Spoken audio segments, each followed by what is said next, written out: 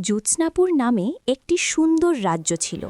এই রাজ্যের সবচেয়ে বড় বিশেষত্ব ছিল তার আলো।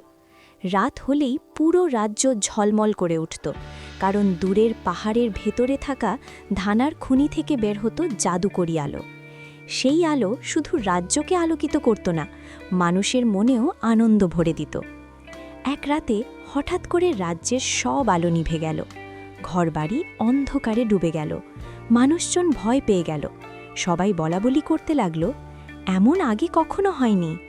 রাজপ্রাসাদের জানালার কাছে দাঁড়িয়ে ছোট্ট রাজকন্যা নীলাভা বাইরে তাকিয়ে রইল, তার বড় বড় চোখে চিন্তার ছাপ। নীলাভা দৌড়ে বাবার কাছে গেল। বাবা, আমাদের রাজ্যের আলো কোথায় গেল? রাজা জ্যোৎস্নেশ্বর ভারী গলায় বললেন, ধানার খনির আলো নিভে গেছে মা, কেন নিভেছে আমরা জানি না। নীলাভা একটু ভেবে বলল, আমি খনিতে গিয়ে দেখব বাবা, আমি জানতে চাই কেন আলো নিভেছে।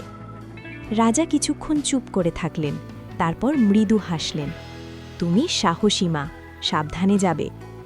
ঠিক তখন নীলাভার কাঁধে বসা সবুজ তোতা পাখির টুকুটিয়া লাফিয়ে উঠল। টুকু জানে, বড় রহস্য আছে, টুকু যাবে। নীলাভা মুচকি হাসল। সে ছোট ব্যাগ কাঁধে নিল, রাজপ্রাসাদের দরজা দিয়ে বেরিয়ে তাকালো অন্ধকার রাজ্যের দিকে। নীলাভা মনে মনে বলল, আমি আলো ফিরিয়ে আনব। আর সেখান থেকেই শুরু হলো তার অভিযানের পথচলা।